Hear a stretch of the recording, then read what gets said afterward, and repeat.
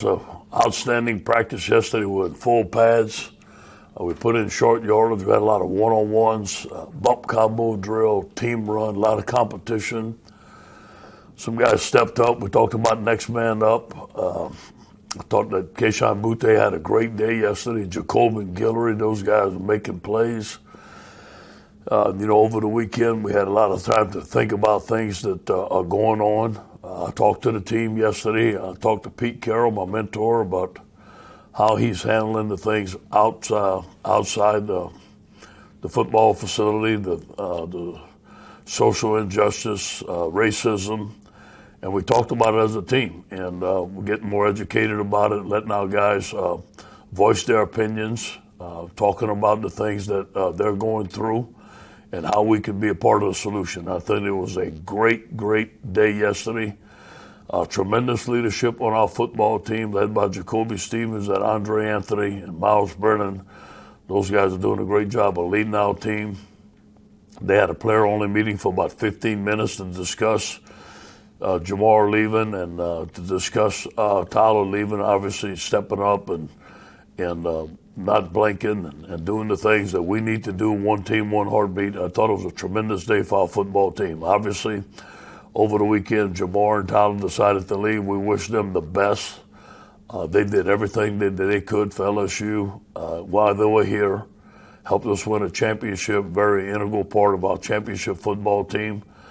We wish them the very best in the NFL and their training coming up, and we're going to support them 110%. Any questions? Hey, Coach. Yeah, just along that lines, we've seen attrition before off of quality clubs, and I know it's a next man up philosophy, but what did you talk to the kids about, the guys, I should say, the young men, about making those decisions, and I guess your thoughts now as we see more players using this opportunity to opt out? Obviously, everybody's situation is different. JaMarr had a different situation than Tyler. I talked to them both about it. They told me the reasons why they wanted to leave. Obviously, that's up to them if they want to talk to them about that. They both had legitimate reasons why they left the team. It was hard. It was hard for both of them. JaMarr, it was really hard for him to leave the team. And so was Tyler. So I think that those guys obviously talked to their families and made a decision. So that's their decision. Guys are going to opt out for different reasons. That's the time we're living in. But you know what? We have guys that are going to step up. There are some opportunities for new guys to come in, and we have a good roster that can handle that. Obviously, I don't want anybody else to opt out. I wish that that might be the last one, hopefully, but it may not be. But we got to deal with it. You mentioned how y'all had this conversation about social injustice and racism. Team marches on Friday. Why weren't you there with them? You know what? Here's what I want to ask you. Why you keep on printing stuff that would not come and ask me? And where are you getting your sources from? All y'all got to do is ask me. And if you want to know something about a football team, call me and ask me and try to say that you're printing about sources, okay? I think we can have a conversation outside of this time when we're talking to reporters here as well. I just told you how we're going to handle things here while I'm at LSU, okay? Okay. And if you want to have outside sources to talk about my football team and print something that I didn't say, that's your choice. Why don't you come ask me?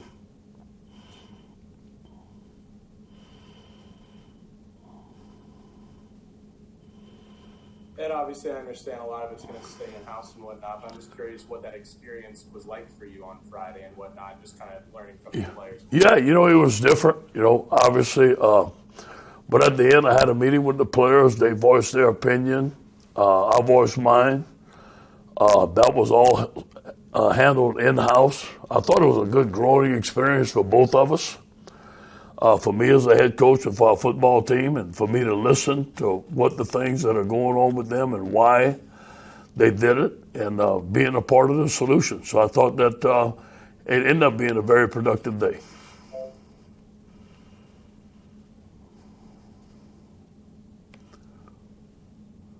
Hey, Coach, Ed here. Question about the coronavirus situation in the offensive line. Can you Yeah. clarify exactly what happened there and how many, can you say how many right now Yeah. that you have in quarantine or who tested positive? Yeah, our whole offensive line was back as far as I know yesterday. It was good to see them. As far as I know, the whole offensive line was back practicing.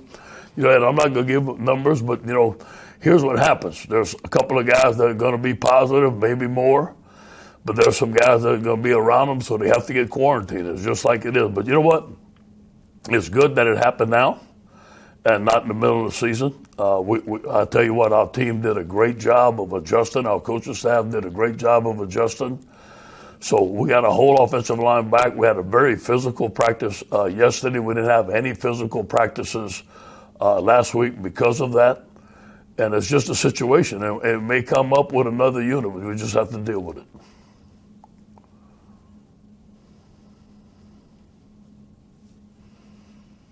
Hey, mute. You're on mute. Okay. All right. You can hear me? Yeah.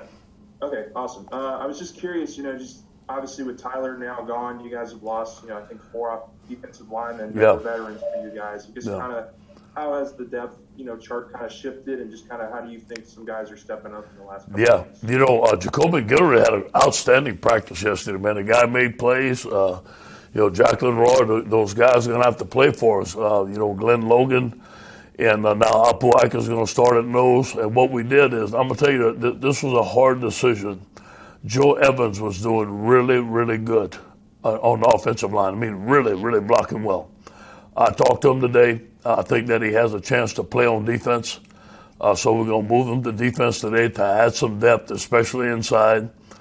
Outside, we got some very good players. We got some young defensive end that are going to play a lot. Andre Anthony and Chavez Moore is playing better. Then thank God we got Ali from junior college. And then we got Philip Webb and B.J. Ojulari that's coming, and Desmond is coming. So we have some young guys. They're going to have to play. And you'll have to get better as the season goes on. Hey, Coach, this is Josh Sibley with Louisiana Gridiron Football. With a player opting out or entering the transfer portal, will LSU be seeking a player or a grad transfer maybe this close to with school starting? Yes, we're always looking for players. We're looking at players right now, obviously. We have some needs. We had a needed cornerback. But that was the only initial that we have. In order for us to sign people, we have to have initials. So that was the last initial scholarship that we have. And we're looking for a cornerback. And I think we're going to use it on a cornerback, and it should be happening soon.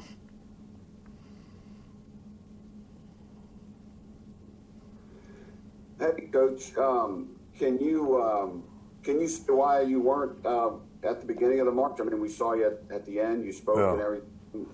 Could you have been there, the whole time? Well, I didn't even know what they were doing. Right. I wasn't informed of anything. Now I sent some coaches over there and see if they're going to come to practice. And I walked in the 1:30 meeting. There wasn't a lot of people there.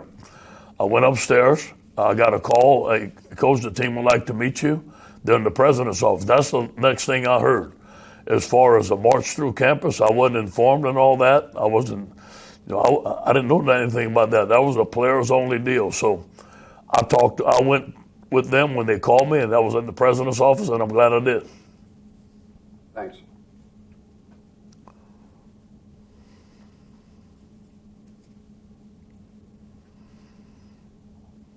Yeah, Ed, this is Ronnie. Can you hear me?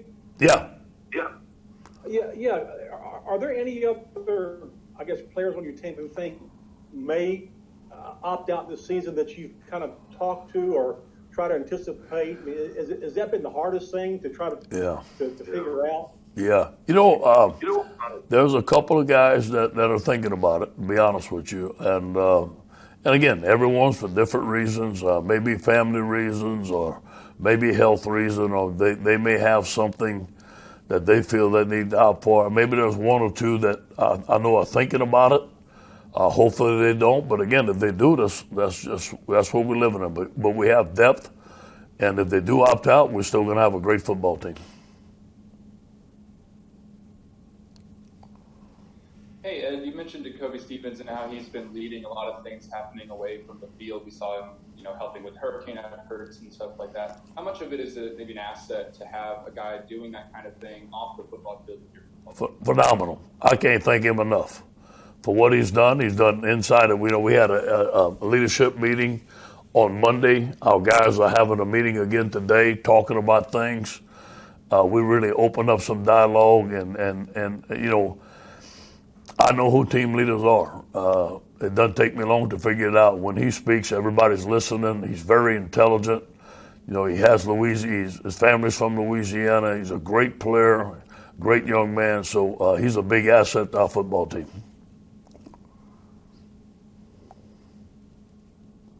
Hey, Coach. Michael Cobble from WBRZ. I forget that we're supposed to identify ourselves. I know you. Just a football-related question here. Linebacker, can you kind of get us up to speed? Do you anticipate using as much nickel as you did last year?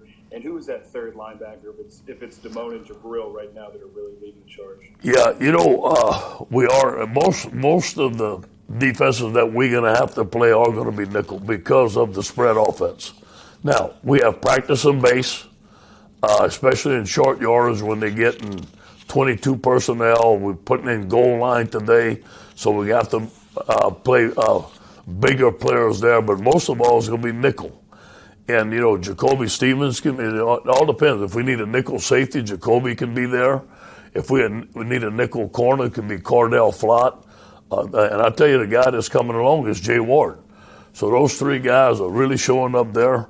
But, the linebackers, Michael Baskerville is having a great camp. I think if you look at the three linebackers right now, without talking to Bull, I think it'd be Damone Clark, Jabril Cox, and Michael Baskerville. I think those three guys are the top guys right now.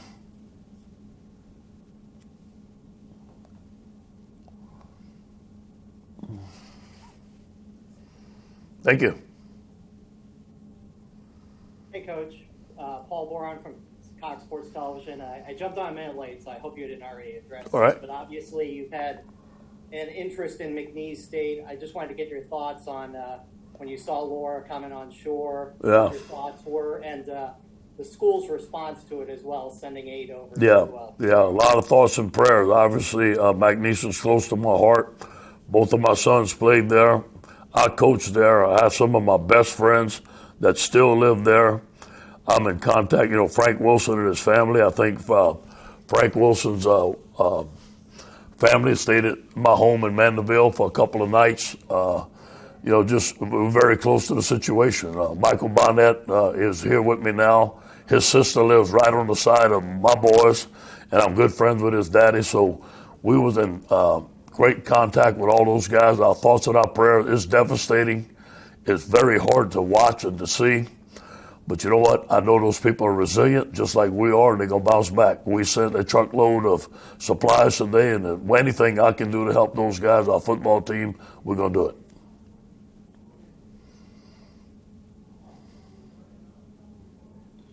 Coach, it's Brett Martell with AP. I have two quick ones, if you don't mind. I'll do one at a time. Just first, with Linehan taking over for Brady, how would you describe, in what ways is he similar, and in what ways would you say he's kind of he's brought in some different techniques for our receivers. He's brought in some things that he did in the NFL, especially for Eric Gilbert. I think that if you ask JaMarr Chase, he was very happy with him, and we're still in the spread. There's some different concepts that we're running in the red zone and the tight red that he's brought into us. He's going to help me with game management in 2 minutes. The guy's been phenomenal. And one thing I'll say about Scott, he's been a head coach, he's been a coordinator, and he is about as level-headed and professional as anybody I've been around. He's a great staff guy. Our guys love him. Him and Mickey work well together. Him and Steve work well together. I think he was a tremendous hire. And just in your vast experience as a head coach and an assistant, have you ever been on a team that has had so much turnover?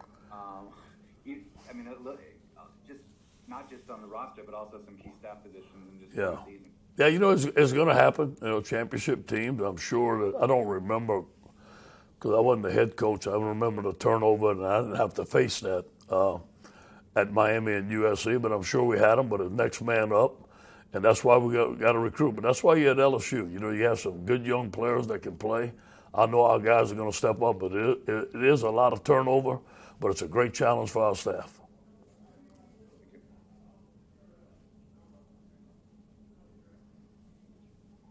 Hey, Coach, it's Ed again. Okay. Brett mentioned all the turnover. Does this kind of remind you a little bit of 2018 when you didn't have a lot of experience? And based on all the guys that you have lost, including the last two guys, how difficult will it be to get anywhere close to where you were last year, you think? Were you in my meeting this morning? That's exactly what we talked about. I mean, exactly. It reminded me of those times. And you know what? Especially the day after we lost Detroit. I mean, that, you know, the black clouds were all over, man. It wasn't good. But you know what? That's what I think that's one of the most important games we played since I've been coach here. That's when things started changing. That's when we got back to business. That's when we focused in on the daily tasks. We didn't start thinking about ahead. Every day we took one day at a time. I said, I'm going to enjoy myself coming to work. I'm going to enjoy coaching this football team. Whatever this team ends up to be, my job is to get them to be the best that they can be. And you know what? I think that when you coach that way and when you approach it that way and you get better on a daily basis, the process is going to take care of the results. So I kind of have to rethink that because I caught myself thinking, hey, man, we got to do this. We got to do this. It's got to be this way. And that's the wrong thinking. The best thinking is take it one day at a time. This is the team we have. Let's get them better. Let's see what's going to happen. You mentioned that conversation with Pete Carroll. I'm just curious, what's going forward? What do you think the biggest kind of lesson or takeaway is going to be for you? You know, I think for me is you know, when I say block out the noise, I mean when we come into work, we focus in on the task at hand, but it's not being oblivious to what's going on out there because obviously it's affecting our players. So if it's affecting our players, I need to be educated on what's going on, why it's going on, listen to them, open up some dialogue, and find some solutions.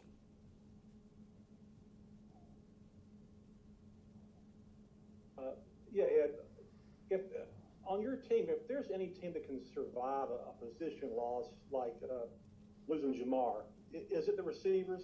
Because of I think you've signed 8 receivers in your time at LSU and 3 tight ends, and a lot of them are 5- and 4-star guys. That's what we discussed. I mean, if there's any position that could take that, would be the wide receivers and the defensive line because we had a lot of depth there. And, you know, a guy that a lot of people don't talk about is a great player is Terrence Marshall. And I think Terrence Marshall, you know, there's 200 balls between Jefferson and JaMarr that's got to be caught. These guys are eager to catch them, man. So these are Keyshawn Butte, Coy Moore, those guys that stuck out, Jontre Kirkland, Racing McMatt, and Terrence Marshall. This is their time.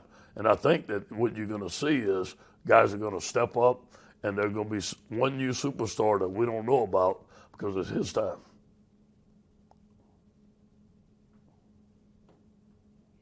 Coach, this is a fan in the stands question because I anticipate that we're going to find something out this week and probably won't hear from you again. But how much have you prepared your team for potential of limited fans or even no fans? And do you change your practices? Like you're used to practicing with noise, and you have to adjust your communication sideline to field. Yeah, that's a good point. First of all, I don't know what it's going to be, and I haven't been told that yet. But as soon as we find out, I think the team's going to know it. And when it comes time to do that, I'm going to talk to them about it. Here's what to expect. Now, this week we start preseason game number 1. So we're going into Tiger Stadium for the first time. We have not been in the Tiger Stadium yet. The only time we're going into Tiger Stadium in fall camp is to scrimmage. So we're going to have a big scrimmage. You know what? This is going to be a good time for me to talk to them about, hey, we have to create our own energy. We have to create our own excitement. It may not be what we expect, but, hey, the other team's there. They're here to win. Everybody's playing on an equal playing field. So it's going to be something new. I think if you pipe in noise, Mike, I think we pipe in noise for away games, but that's expecting a big crowd, obviously. But when you pop in noise, your players don't have to make the energy. And I think that's a mistake. I think that we have to learn how to make our own energy, how to create our own noise. That way we're going to have to do that on the sideline. Okay, we got time for 2 more questions. We'll go with Glenn and then Tommy.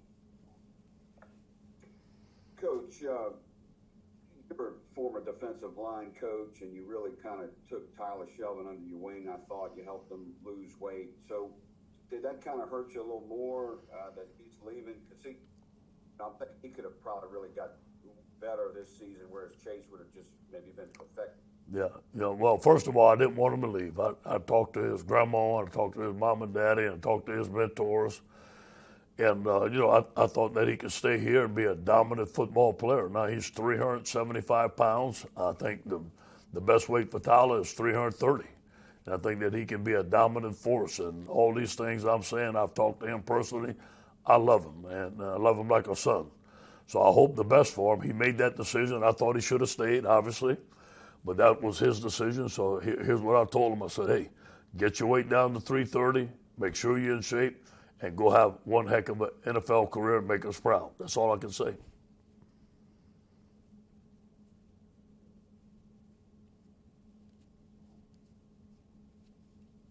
Hey, Coach. Yep. Coach, can you talk about Miles, Brennan, and then Finley and Johnson as well, how the cornerbacks are looking at somebody on the other side of the ball, a lot of practically on the cornerbacks in camp? I think Miles is having an excellent camp. I think that he's doing everything we asked him to do. We grade him every day. He has a winning grade every day. I think he's taken a step forward where clearly right now he looks like he's the leader, but we haven't had a scrimmage yet. So I think that when we have live scrimmages and we get to grade the guys, I can tell you more, but I'll tell you this, all 3 of them look phenomenal to me. I think the guy that's made the most improvement is TJ. I think his balls have been phenomenal. Our guys are catching his balls. I've been impressed with Max's athletic ability, his ability to see the field, make right decisions. But right now, Miles is doing a complete job, and we're happy with him. Thank you, Coach. Thank you, guys. The recording has stopped.